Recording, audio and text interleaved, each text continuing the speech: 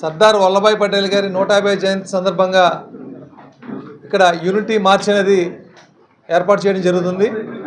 మన ఎంపీ భరత్ కుమార్ గారి అధ్యక్షతన ఈ కార్యక్రమం జరుగుతుంది.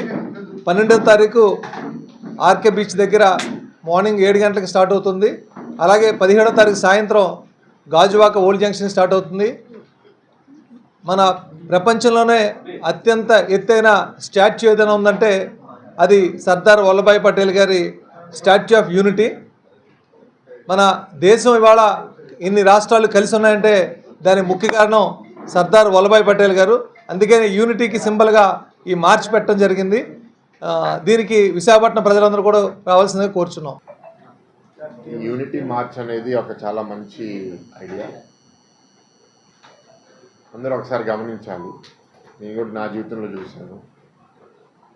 చాలా టైంలో హిస్టరీ మనం చదివినప్పుడు హిస్టరీ రాసేవాళ్ళు ఎక్కువ గెలిచిన వాళ్ళు ఉంటారు, లేకపోతే పవర్లో ఉన్న వాళ్ళు ఉంటారు. ఆ తరుణంలో కొన్నిసార్లు ఏంటి అంటే రియల్ హీరోస్కి తగిన గుర్తింపు కొన్నిసార్లు రాకపోవడము, కొన్నిసార్లు కొన్ని హీరోస్ తెలియకపోవడం అనేది చాలా దేశాల్లో ప్రపంచవ్యాప్తంగా జరుగుతుంది. మన దేశంలో కూడా సర్దార్ వల్లభాయ్ పటేల్ గారు చాలా గొప్ప నాయకుడు, స్వాతంత్ర యోధుడు. ఇందాక రాజుగారు చెప్పినట్టు మనకి స్వతంత్రం వచ్చిన తర్వాత బ్రిటిష్ పాలించే రాష్ట్రాలు కాకుండా ఆల్మోస్ట్ ఒక 565 570 ప్రిన్స్లీ స్టేట్స్ దేశవ్యాప్తంగా ఉంటే వాటన్నిటినీ కన్విన్స్ చేసి భారతదేశం లోపలికి మీరు ఒక భాగస్వామ్యం అవ్వాలని ఒప్పించి ఒక యూనిటీ తీసుకొచ్చిన నాయకుడు సర్దార్ వల్లభాయ్ పటేల్ గారు. ఇట్లాంటి ఒక గొప్ప నాయకుడికి గుర్తింపు, ఎందుకంటే ప్రధానంగా గత 75 సంవత్సరాలుగా మనని పాలించింది కాంగ్రెస్ పార్టీ కాబట్టి ఆ టైంలో కొంత చిన్న చిన్న విభేదాలు కూడా నెహ్రూ గారికి వల్లభాయ్ పటేల్ గారికి ఉండడం వల్ల బహుశా ఆ పాలన ఉన్నప్పుడు ఆయనకి తగిన గుర్తింపు రాలేని ఒక భావన ఇవాళ సమాజంలో ఉండడము, అది గుర్తించి ఎన్డీఏ ప్రభుత్వం, బీజేపీ ప్రభుత్వం కేంద్రంలో వచ్చిన తర్వాత పటేల్ గారిని మనం గౌరవించుకోవాలి అని గుజరాత్లో ఒక గొప్ప స్టాచ్యూ ఆఫ్ యూనిటీ, అంటే ప్రపంచవ్యాప్తంగా ఒక నాయకుడికి అతిపెద్ద స్టాచ్యూ ఏదన్నా ఉంది అంటే ఫస్ట్లో ఈ స్టాచ్యూ ఉంటుంది. అది పెంచి ఆయన హిస్టరీ, ఆయన దేశం కోసం చేసిన పనులన్నీ సమాజంలో తెలవాలి. ప్రధానంగా ఇవాళ ఏంటి అంటే మన దేశం చాలా యునీక్ దేశం. 29 రాష్ట్రాలు, 8 యూనియన్ టెరిటరీలు, రికగ్నైజ్డ్ మేజర్ లాంగ్వేజెసే ఐ థింక్ ఒక 20 ఉంటాయి. ఇంకా డైలెక్ట్స్, మినీ లాంగ్వేజెస్ కలిపితే ఇంకా ఎన్ని వందల వేలు ఉన్నాయో కూడా నాకు తెలియదు. సో ఇట్లాంటి ఒక దేశము సక్సెస్ అవ్వాలి అంటే ఈజీ కాదు. ఇప్పుడు మీరు చైనా ఉదాహరణగా తీసుకుంటే చైనా ఏంటి అంటే 1 నేషన్ 1 లాంగ్వేజ్ 1 ఐడెంటిటీ. అక్కడ వాళ్ళు కులము, మతము, భాష ఏవి వాళ్ళు వేరేగా ఉండడానికి ఒప్పుకోరు.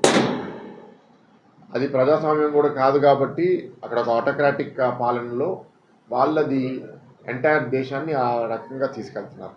మన దేశంలో మనకు ఉన్న ఇబ్బంది ఏంటంటే ప్రభుత్వంలో మనం ఒక నిర్ణయం తీసుకుంటే ఒక రాష్ట్రానికి నచ్చుతుంది, ఇంకో రాష్ట్రానికి నచ్చదు.